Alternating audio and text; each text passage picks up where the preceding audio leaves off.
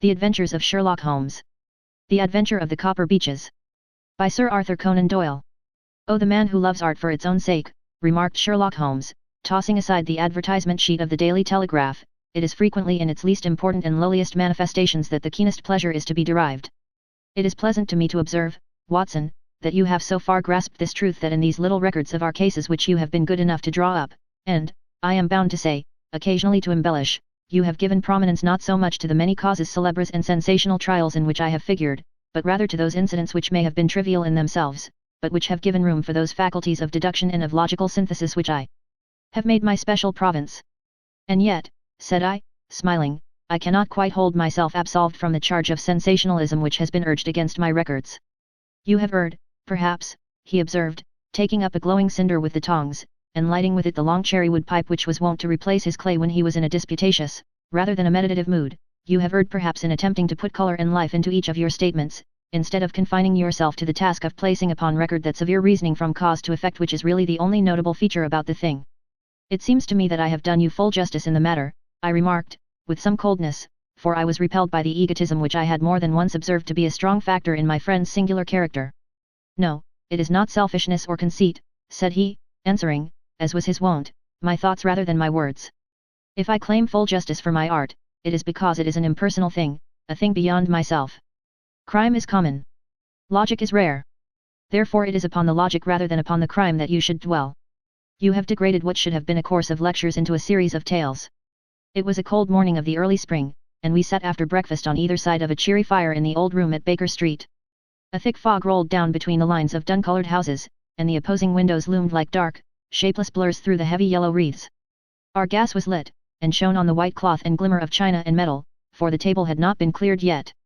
Sherlock Holmes had been silent all the morning, dipping continuously into the advertisement columns of a succession of papers, until at last, having apparently given up his search, he had emerged in no very sweet temper to lecture me upon my literary shortcomings. "At the same time," he remarked, after a pause, during which he had sat puffing at his long pipe and gazing down into the fire, "you can hardly be open to a charge of sensationalism, for out of these cases which you have been so kind as to interest yourself in, a fair proportion do not treat of crime, in its legal sense, at all. The small matter in which I endeavoured to help the King of Bohemia, the singular experience of Miss Mary Sutherland, the problem connected with the man with the twisted lip, and the incident of the noble bachelor, were all matters which are outside the pale of the law. But in avoiding the sensational, I fear that you may have bordered on the trivial." "The end may have been so," I answered, "but the methods I hold to have been novel and of interest." "Pshaw, my dear fellow, what do the public, the great unobservant public, who could hardly tell a weaver by his tooth or a compositor by his left thumb, care about the finer shades of analysis and deduction? But, indeed, if you are trivial, I cannot blame you, for the days of the great cases are past. Man, or at least criminal man, has lost all enterprise and originality. As to my own little practice, it seems to be degenerating into an agency for recovering lost lead pencils and giving advice to young ladies from boarding schools. I think that I have touched bottom at last, however. This note I had this morning marks my 0 point, I fancy. Read it." He tossed a crumpled letter across to me. It was dated from Montague Place upon the preceding evening, and ran thus: "Dear Mr. Holmes, I am very anxious to consult you as to whether I should or should not accept a situation which has been offered to me as governess. I shall call at 10:30 tomorrow, if I do not inconvenience you. Yours faithfully, Violet Hunter." "Do you know the young lady?" I asked. "Not I. It is 10:30 now." "Yes, and I have no doubt that is her ring. It may turn out to be of more interest than you think. You remember that the affair of the blue carbuncle, which appeared to be a mere whim at first, developed into a serious investigation. It may be so in this case, also. Well, let us hope so. But our doubts will very soon be solved, for here, unless I am much mistaken, is the person in question." As he spoke the door opened and a young lady entered the room. She was plainly but neatly dressed, with a bright, quick face, freckled like a plover's egg, and with the brisk manner of a woman who has had her own way to make in the world. "You will excuse my troubling you, I am sure," said she, as my companion rose to greet her, "but I have had a very strange experience, and as I have no parents or relations of any sort from whom I could ask advice, I thought that perhaps you would be kind enough to tell me what I should do. Pray take a seat. Miss Hunter. I shall be happy to do anything that I can to serve you." I could see that Holmes was favourably impressed by the manner and speech of his new client. He looked her over in his searching fashion, and then composed himself, with his lids drooping and his finger-tips together, to listen to her story. "I have been a governess for 5 years," said she, in the family of Colonel Spence Munro, but 2 months ago the Colonel received an appointment at Halifax, in Nova Scotia, and took his children over to America with him, so that I found myself without a situation. I advertised, and I answered advertisements, but without success. At last the little money which I had saved began to run short, and I was at my wits' end as to what I should do. There is a well-known agency for governesses in the West End called Westways, and there I used to call about once a week in order to see whether anything had turned up which might suit me. Westway was the name of the founder of the business, but it is really managed by Miss Stoper. She sits in her own little office, and the ladies who are seeking employment wait in an anteroom, and are then shown in one by one, when she consults her ledgers, and sees whether she has anything which would suit them. Well, when I called last week I was shown into the little office as usual, but I found that Miss Stoper was not alone. A prodigiously stout man with a very smiling face, and a great heavy chin which rolled down in fold upon fold over his throat, sat at her elbow with a pair of glasses on his nose, looking very earnestly at the ladies who entered. As I came in he gave quite a jump in his chair, and turned quickly to Miss Stoper. "That will do," said he, "I could not ask for anything better." "Capital! Capital!" He seemed quite enthusiastic, and rubbed his hands together in the most genial fashion. He was such a comfortable-looking man that it was quite a pleasure to look at him. "You are looking for a situation, miss?" he asked. "Yes, sir." "As governess?" "Yes, sir." "And what salary do you ask?" "I had £4 a month in my last place with Colonel Spence Munro." "Oh, tut, tut!" "Sweating, rank sweating," he cried, throwing his fat hands out into the air like a man who is in a boiling passion. "How could anyone offer so pitiful a sum to a lady with such attractions and accomplishments?" "My accomplishments, sir, may be less than you imagine," said I. "A little French, a little German, music and drawing." "Tut, tut," he cried. "This is all quite beside the question. The point is, have you or have you not the bearing and deportment of a lady? There it is in a nutshell. If you have not, you are not fitted for the rearing of a child who may some day play a considerable part in the history of the country. But if you have, why, then, how could any gentleman ask you to condescend to accept anything under the 3 figures? Your salary with me, madam, would commence at £100 a year. You may imagine, Mr. Holmes, that to me, destitute as I was, such an offer seemed almost too good to be true. The gentleman, however, seeing perhaps the look of incredulity upon my face, opened a pocket-book and took out a note. "It is also my custom," said he, smiling in the most pleasant fashion until his eyes were just 2 little shining slits amid the white creases of his face, "to advance to my young ladies half their salary beforehand, so that they may meet any little expenses of their journey in their wardrobe." It seemed to me that I had never met so fascinating and so thoughtful a man.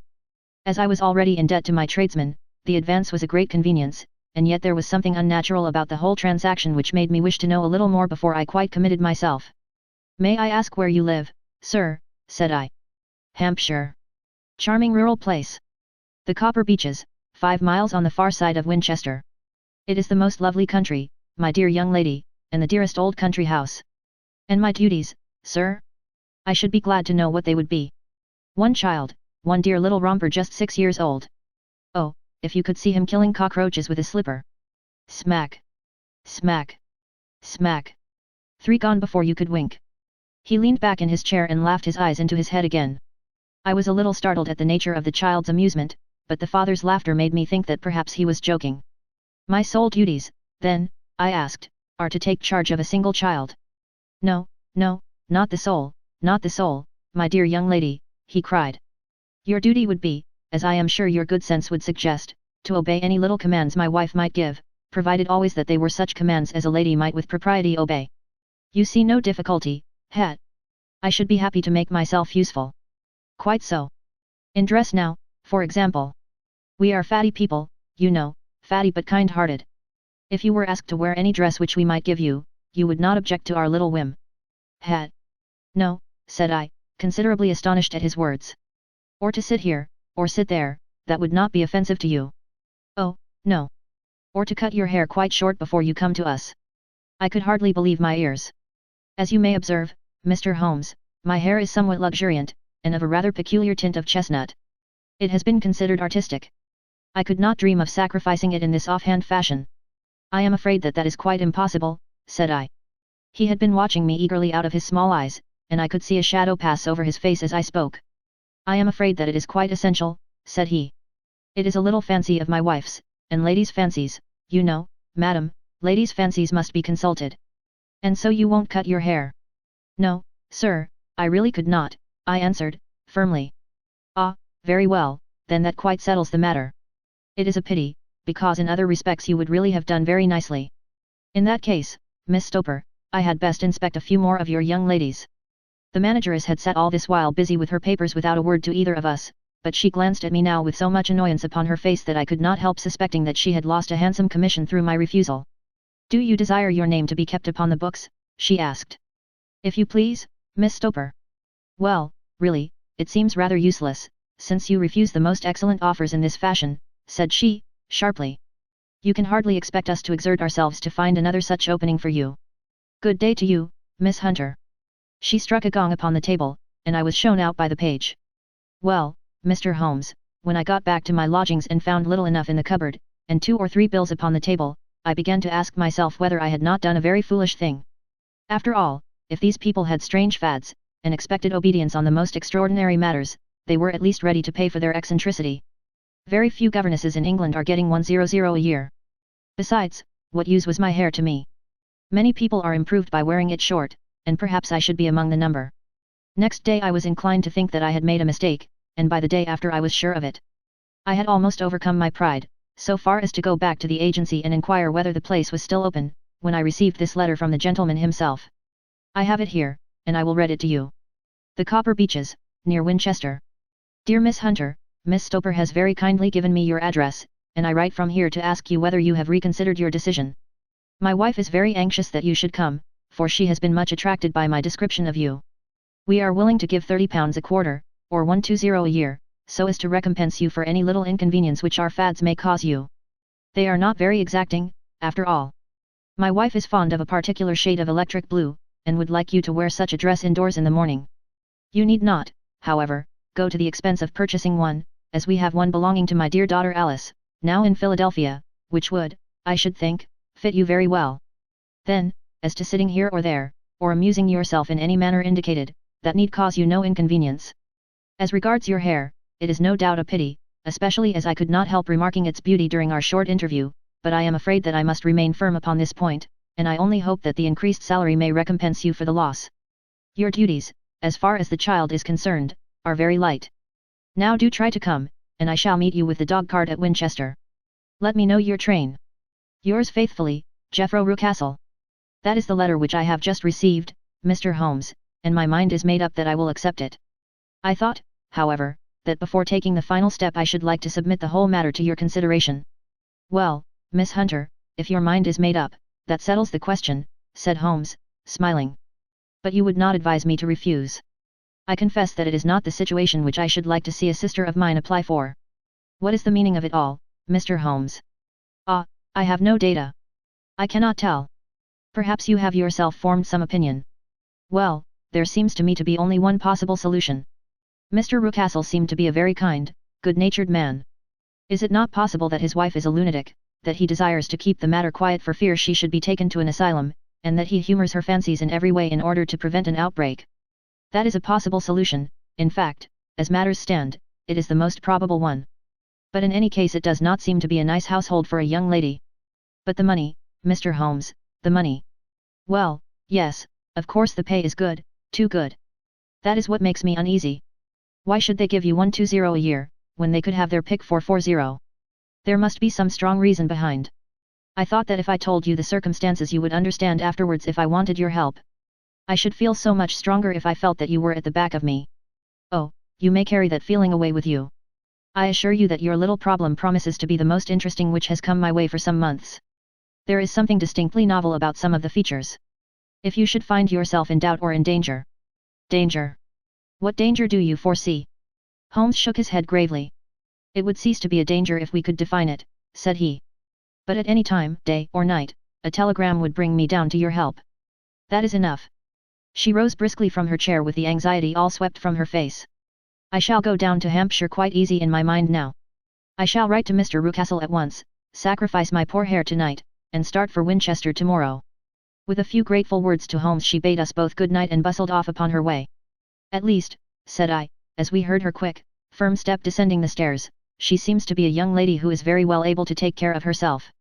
And she would need to be, said Holmes, gravely. I am much mistaken if we do not hear from her before many days are past.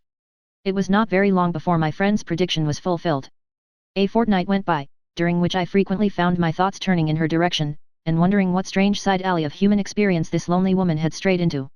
The unusual salary, the curious conditions, the light beauties, all pointed to something abnormal, though whether a fad or a plot, or whether the man were a philanthropist or a villain, it was quite beyond my powers to determine. As to Holmes, I observed that he sat frequently for half an hour on end, with knitted brows and an abstracted air, but he swept the matter away with a wave of his hand when I mentioned it. Data! Data! Data! He cried, impatiently. I can't make bricks without clay. And yet he would always wind up by muttering that no sister of his should ever have accepted such a situation. The telegram which we eventually received came late one night, just as I was thinking of turning in, and Holmes was settling down to one of those all-night chemical researches which he frequently indulged in, when I would leave him stooping over a retort and a test tube at night, and find him in the same position when I came down to breakfast in the morning. He opened the yellow envelope, and then, glancing at the message, threw it across to me. Just look up the trains in Bradshaw, said he, and turned back to his chemical studies. The summons was a brief and urgent one. Please be at the Black Swan Hotel at Winchester at midday tomorrow, it said. Do come. I am at my wit's end. Hunter. Will you come with me? Asked Holmes, glancing up. I should wish to. Just look it up, then. There is a train at 9:30, said I, glancing over my Bradshaw. It is due at Winchester at 11:30. That will do very nicely. Then perhaps I had better postpone my analysis of the acetones, as we may need to be at our best in the morning. By 11 o'clock the next day we were well upon our way to the old English capital. Holmes had been buried in the morning papers all the way down, but after we had passed the Hampshire border he threw them down, and began to admire the scenery. It was an ideal spring day, a light blue sky, flecked with little fleecy white clouds drifting across from west to east. The sun was shining very brightly, and yet there was an exhilarating nip in the air, which set an edge to a man's energy. All over the countryside, away to the rolling hills around Aldershot, the little red and grey roofs of the farmsteadings peeped out from amid the light green of the new foliage. Are they not fresh and beautiful?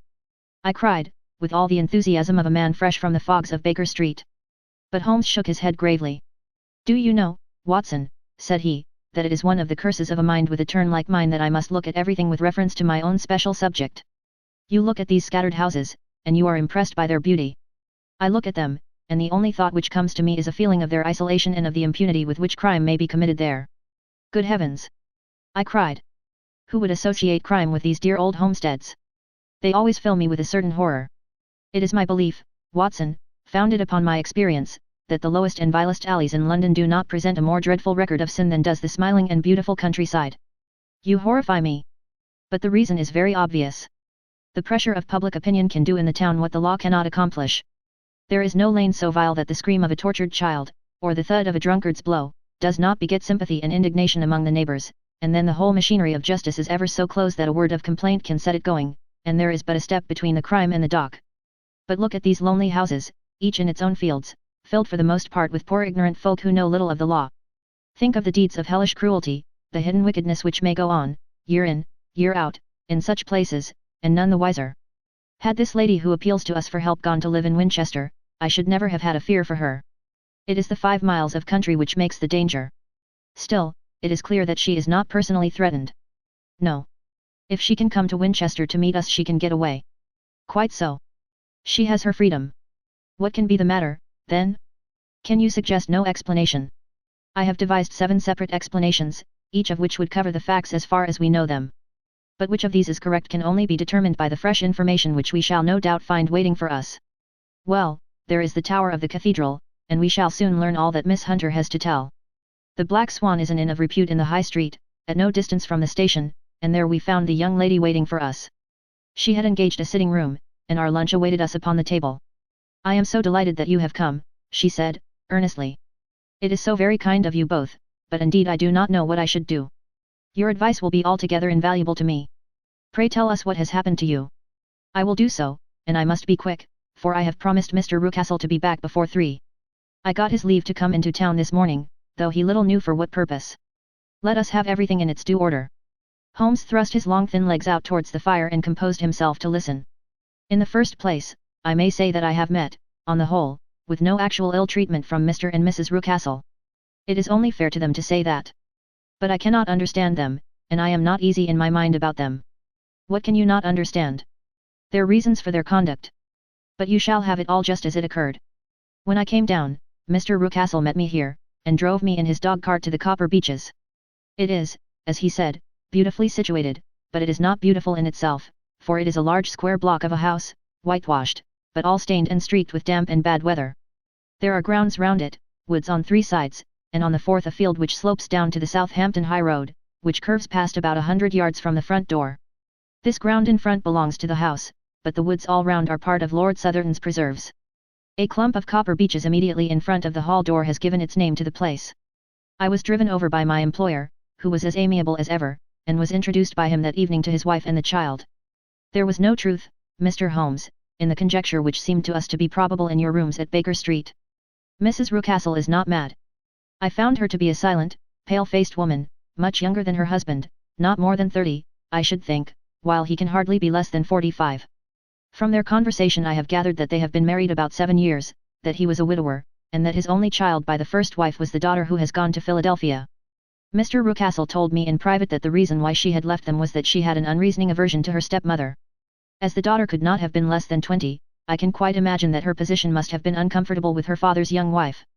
Mrs. Rucastle seemed to me to be colourless in mind as well as in feature. She impressed me neither favourably nor the reverse. She was a nonentity. It was easy to see that she was passionately devoted both to her husband and to her little son. Her light grey eyes wandered continually from one to the other, noting every little want and forestalling it if possible. He was kind to her also in his bluff, boisterous fashion, and on the whole they seemed to be a happy couple. And yet she had some secret sorrow, this woman. She would often be lost in deep thought, with the saddest look upon her face. More than once I have surprised her in tears. I have thought sometimes that it was the disposition of her child which weighed upon her mind, for I have never met so utterly spoiled and so ill-natured a little creature. He is small for his age, with a head which is quite disproportionately large. His whole life appears to be spent in an alternation between savage fits of passion and gloomy intervals of sulking. Giving pain to any creature weaker than himself seems to be his one idea of amusement, and he shows quite remarkable talent in planning the capture of mice, little birds, and insects. But I would rather not talk about the creature, Mr. Holmes, and, indeed, he has little to do with my story. I am glad of all details, remarked my friend, whether they seem to you to be relevant or not. I shall try not to miss anything of importance. The one unpleasant thing about the house, which struck me at once, was the appearance and conduct of the servants. There are only 2, a man and his wife. Toller, for that is his name, is a rough, uncouth man, with grizzled hair and whiskers, and a perpetual smell of drink. Twice since I have been with him he has been quite drunk, and yet Mr. Rucastle seemed to take no notice of it. His wife is a very tall and strong woman with a sour face, as silent as Mrs. Rucastle, and much less amiable. They are a most unpleasant couple, but fortunately I spend most of my time in the nursery and my own room, which are next to each other in one corner of the building. For 2 days after my arrival at the Copper Beeches my life was very quiet. On the 3rd, Mrs. Rucastle came down just after breakfast and whispered something to her husband. "Oh yes," said he, turning to me, "we are very much obliged to you, Miss Hunter, for falling in with our whim so far as to cut your hair. I assure you that it has not detracted in the tiniest iota from your appearance. We shall now see how the electric blue dress will become you.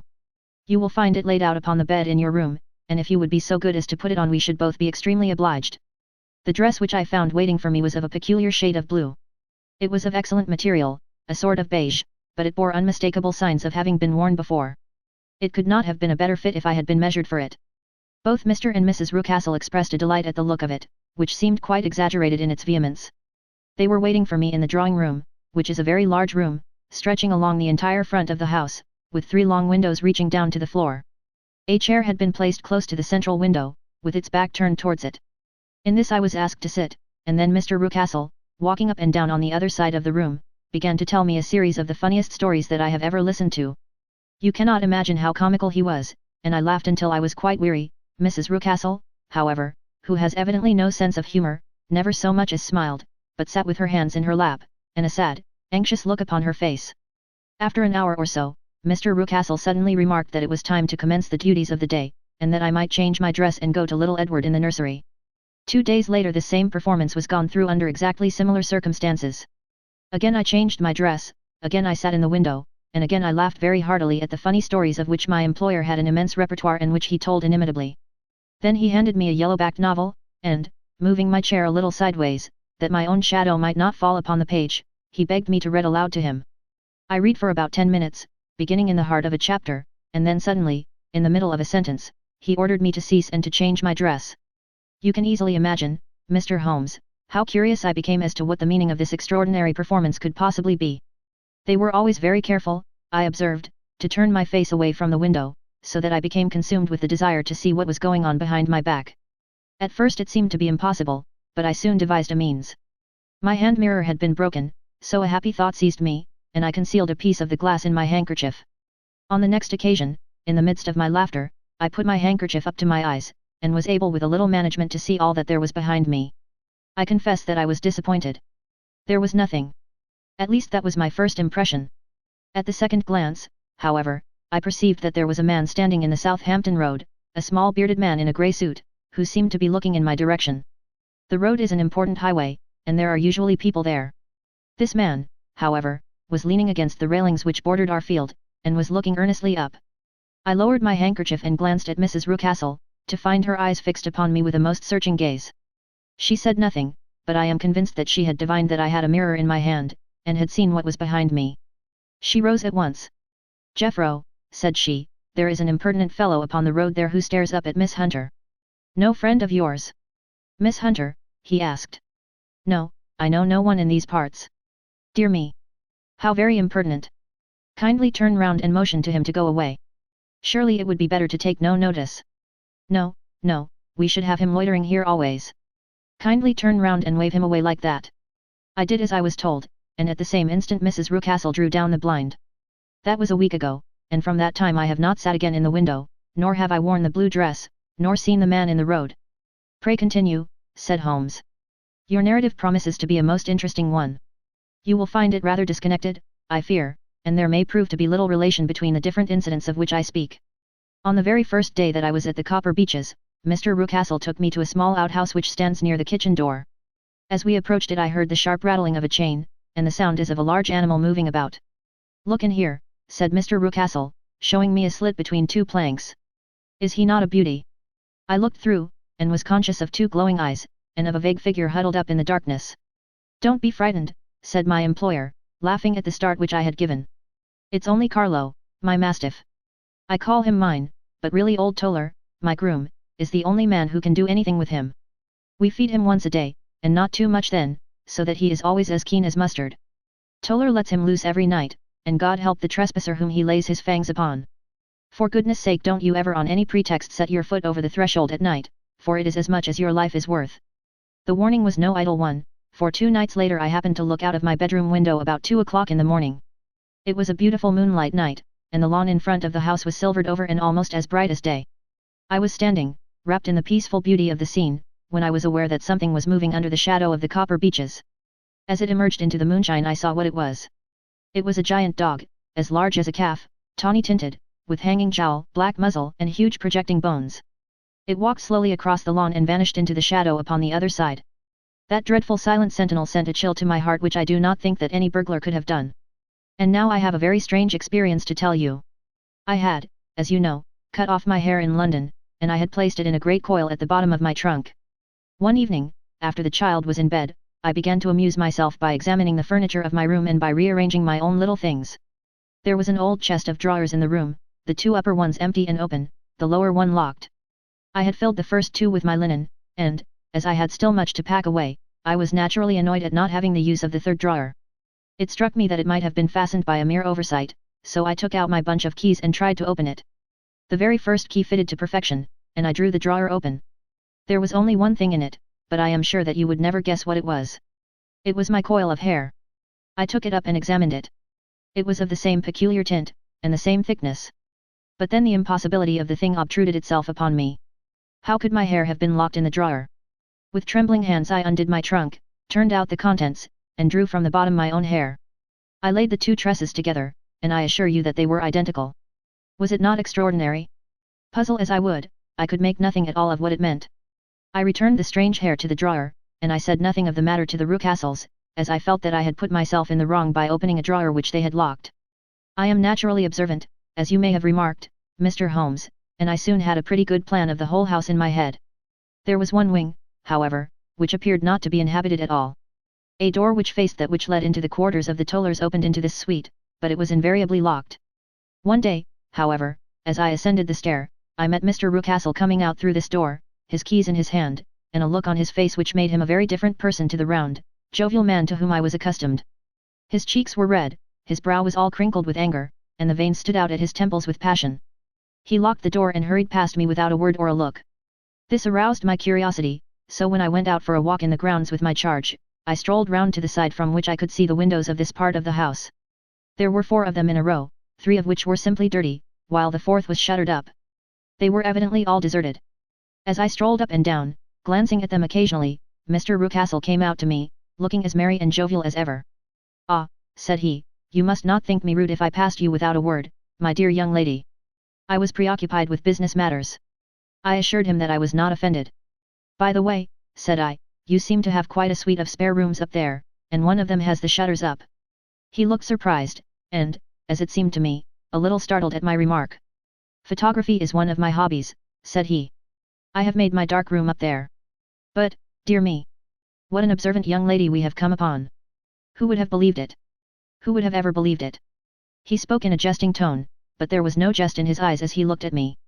I read suspicion there and annoyance, but no jest. Well, Mr. Holmes, from the moment that I understood that there was something about that suite of rooms which I was not to know, I was all on fire to go over them. It was not mere curiosity, though I have my share of that. It was more a feeling of duty, a feeling that some good might come from my penetrating to this place. They talk of woman's instinct, perhaps it was woman's instinct which gave me that feeling. At any rate, it was there, and I was keenly on the lookout for any chance to pass the forbidden door. It was only yesterday that the chance came. I may tell you that, besides Mr. Rucastle, both Toller and his wife find something to do in these deserted rooms, and I once saw him carrying a large black linen bag with him through the door. Recently he has been drinking hard, and yesterday evening he was very drunk, and, when I came upstairs, there was the key in the door. I have no doubt at all that he had left it there. Mr. and Mrs. Rucastle were both downstairs, and the child was with them, so that I had an admirable opportunity. I turned the key gently in the lock, opened the door, and slipped through. There was a little passage in front of me, unpapered and uncarpeted, which turned at a right angle at the farther end. Round this corner were 3 doors in a line, the first and third of which were open. They each led into an empty room, dusty and cheerless, with 2 windows in the one and one in the other, so thick with dirt that the evening light glimmered dimly through them. The center door was closed, and across the outside of it had been fastened one of the broad bars of an iron bed, padlocked at one end to a ring in the wall, and fastened at the other with stout cord. The door itself was locked as well, and the key was not there. This barricaded door corresponded clearly with the shuttered window outside, and yet I could see by the glimmer from beneath it that the room was not in darkness. Evidently there was a skylight which let in light from above. As I stood in the passage gazing at the sinister door, and wondering what secret it might veil, I suddenly heard the sound of steps within the room, and saw a shadow pass backward and forward against the little slit of dim light which shone out from under the door. A mad, unreasoning terror rose up in me at the sight, Mr. Holmes. My overstrung nerves failed me suddenly, and I turned and ran as though some dreadful hand were behind me clutching at the skirt of my dress. I rushed down the passage, through the door, and straight into the arms of Mr. Rucastle, who was waiting outside. "So," said he, smiling, "it was you, then. I thought that it must be when I saw the door open. Oh, I am so frightened," I panted. "My dear young lady! My dear young lady, you cannot think how caressing and soothing his manner was, and what has frightened you, my dear young lady." But his voice was just a little too coaxing. He overdid it. I was keenly on my guard against him. "I was foolish enough to go into the empty wing," I answered. "But it is so lonely and eerie in this dim light that I was frightened and ran out again. Oh, it is so dreadfully still in there." "Only that," said he, looking at me keenly. "Why, what did you think?" I asked. "Why do you think that I locked this door?" "I am sure that I do not know. It is to keep people out who have no business there. Do you see?" He was still smiling in the most amiable manner. "I am sure if I had known." "Well, then, you know now. And if you ever put your foot over that threshold again," here in an instant the smile hardened into a grin of rage, and he glared down at me with the face of a demon, "I'll throw you to the mastiff." I was so terrified that I do not know what I did. I suppose that I must have rushed past him into my room. I remember nothing until I found myself lying on my bed trembling all over. Then I thought of you, Mr. Holmes. I could not live there longer without some advice. I was frightened of the house, of the man, of the woman, of the servants, even of the child. They were all horrible to me. If I could only bring you down all would be well. Of course I might have fled from the house, but my curiosity was almost as strong as my fears. My mind was soon made up. I would send you a wire. I put on my hat and cloak, went down to the office, which is about half a mile from the house, and then returned, feeling very much easier. A horrible doubt came into my mind as I approached the door lest the dog might be loose, but I remembered that Toller had drunk himself into a state of insensibility that evening, and I knew that he was the only one in the household who had any influence with the savage creature, or who would venture to set him free. I slipped in safety, and lay awake half the night in my joy at the thought of seeing you. I had no difficulty in getting leave to come into Winchester this morning, but I must be back before 3 o'clock, for Mr. and Mrs. Rucastle are going on a visit, and will be away all the evening, so that I must look after the child. Now I have told you all my adventures, Mr. Holmes, and I should be very glad if you could tell me what it all means, and, above all, what I should do. Holmes and I had listened spellbound to this extraordinary story. My friend rose now and paced up and down the room, his hands in his pockets, and an expression of the most profound gravity upon his face. Is Toller still drunk? He asked. Yes. I heard his wife tell Mrs. Rucastle that she could do nothing with him. That is well. And the Rucastles go out tonight? Yes. Is there a cellar with a good strong lock? Yes, the wine cellar. You seem to me to have acted all through this matter like a very brave and sensible girl, Miss Hunter. Do you think that you could perform one more feat? I should not ask it of you if I did not think you a quite exceptional woman. I will try. What is it? We shall be at the Copper Beeches by 7 o'clock, my friend and I. The Rucastles will be gone by that time, and Toller will, we hope, be incapable. There only remains Mrs. Toller, who might give the alarm. If you could send her into the cellar on some errand, and then turn the key upon her, you would facilitate matters immensely. I will do it. Excellent. We shall then look thoroughly into the affair. Of course there is only one feasible explanation. You have been brought there to personate someone, and the real person is imprisoned in this chamber. That is obvious. As to who this prisoner is, I have no doubt that it is the daughter, Miss Alice Rucastle, if I remember right, who was said to have gone to America. You were chosen, doubtless, as resembling her in height, figure, and the color of your hair.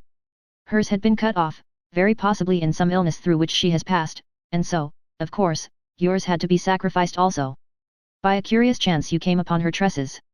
The man in the road was, undoubtedly, some friend of hers, possibly her fiancé, and no doubt, as you wore the girl's dress and were so like her, he was convinced from your laughter, whenever he saw you, and afterwards from your gesture, that Miss Rucastle was perfectly happy, and that she no longer desired his attentions. The dog is let loose at night to prevent him from endeavoring to communicate with her. So much is fairly clear. The most serious point in the case is the disposition of the child. What on earth has that to do with it? I ejaculated. My dear Watson, you as a medical man are continually gaining light as to the tendencies of a child by the study of the parents. Don't you see that the converse is equally valid? I have frequently gained my first real insight into the character of parents by studying their children. This child's disposition is abnormally cruel, merely for cruelty's sake, and whether he derives this from his smiling father, as I should suspect, or from his mother, it bodes evil for the poor girl who is in their power. I am sure that you are right, Mr. Holmes, cried our client. 1,000 things come back to me which make me certain that you have hit it. Oh, let us lose not an instant in bringing help to this poor creature. We must be circumspect, for we are dealing with a very cunning man. We can do nothing until 7 o'clock. At that hour we shall be with you, and it will not be long before we solve the mystery. We were as good as our word, for it was just 7 when we reached the Copper Beeches, having put up our trap at a wayside public house. The group of trees, with their dark leaves shining like burnished metal in the light of the setting sun, were sufficient to mark the house even had Miss Hunter not been standing smiling on the doorstep. Have you managed it? Asked Holmes. A loud thudding noise came from somewhere downstairs. That is Mrs. Toller in the cellar, said she. Her husband lies snoring on the kitchen rug. Here are his keys, which are the duplicates of Mr. Rucastle's. You have done well indeed, cried Holmes, with enthusiasm. Now lead the way, and we shall soon see the end of this black business. We passed up the stair, unlocked the door, followed on down a passage, and found ourselves in front of the barricade which Miss Hunter had described. Holmes cut the cord and removed the transverse bar. Then he tried the various keys in the lock, but without success. No sound came from within, and at the silence Holmes's face clouded over. I trust that we are not too late, said he. I think, Miss Hunter, that we had better go in without you. Now, Watson, put your shoulder to it, and we shall see whether we cannot make our way in. It was an old rickety door, and gave at once before our united strength. Together we rushed into the room. It was empty. There was no furniture save a little pallet bed, a small table, and a basket full of linen.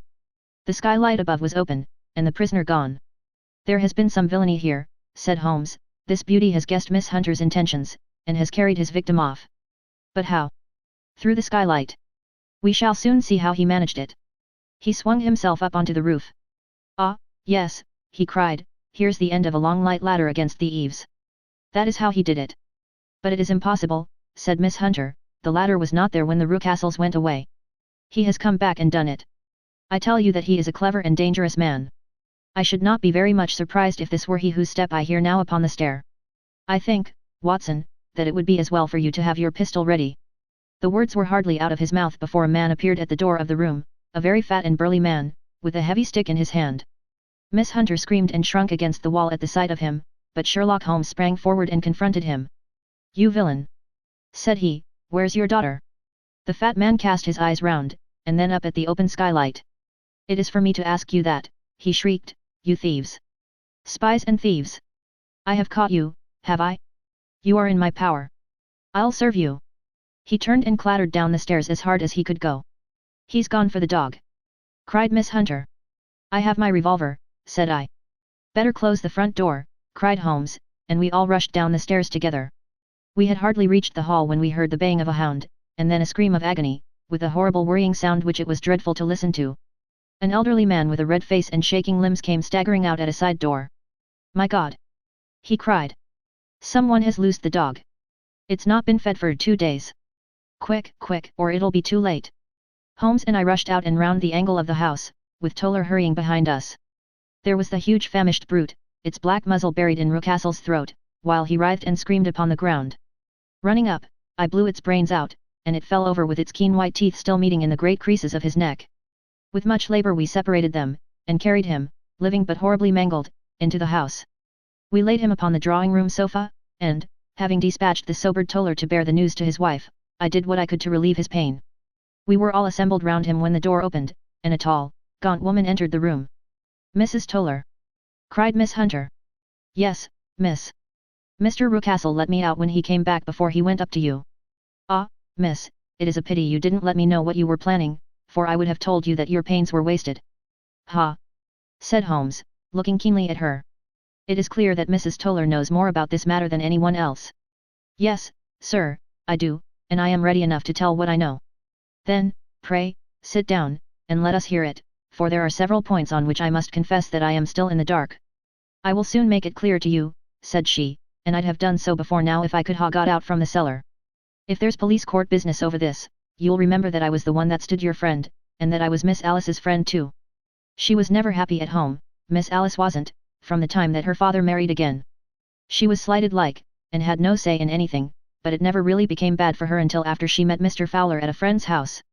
As well as I could learn, Miss Alice had rights of her own by will, but she was so quiet and patient, she was, that she never said a word about them, but just left everything in Mr. Rucastle's hands. He knew he was safe with her, but when there was a chance of a husband coming forward, who would ask for all that the law would give him, then her father thought it time to put a stop on it. He wanted her to sign a paper, so that whether she married or not, he could use her money. When she wouldn't do it, he kept on worrying her until she got brain fever, and for 6 weeks was at death's door. Then she got better at last, all worn to a shadow, and with her beautiful hair cut off, but that didn't make no change in her young man, and he stuck to her as true as man could be. Ah, said Holmes, I think that what you have been good enough to tell us makes the matter fairly clear, and that I can deduce all that remains. Mr. Rucastle then, I presume, took to this system of imprisonment. Yes, sir. And brought Miss Hunter down from London in order to get rid of the disagreeable persistence of Mr. Fowler. That was it, sir. But Mr. Fowler being a persevering man, as a good seaman should be, blockaded the house, and, having met you, succeeded by certain arguments, metallic or otherwise, in convincing you that your interests were the same as his. Mr. Fowler was a very kind-spoken, free-handed gentleman, said Mrs. Toller, serenely. And in this way he managed that your good man should have no want of drink, and that a ladder should be ready at the moment when your master had gone out. You have it, sir, just as it happened. I am sure we owe you an apology, Mrs. Toller, said Holmes, for you have certainly cleared up everything which puzzled us. And here comes the country surgeon and Mrs. Rucastle, so I think, Watson, that we had best escort Miss Hunter back to Winchester, as it seems to me that our locus standi now is rather a questionable one. And thus was solved the mystery of the sinister house with the copper beeches in front of the door. Mr. Rucastle survived, but was always a broken man, kept alive solely through the care of his devoted wife. They still live with their old servants, who probably know so much of Rucastle's past life that he finds it difficult to part from them. Mr. Fowler and Miss Rucastle were married, by special license, in Southampton the day after their flight, and he is now the holder of a government appointment in the island of Mauritius. As to Miss Violet Hunter, my friend Holmes, rather to my disappointment, manifested no further interest in her when once she had ceased to be the centre of one of his problems, and she is now the head of a private school at Walsall, where I believe that she has met with considerable success.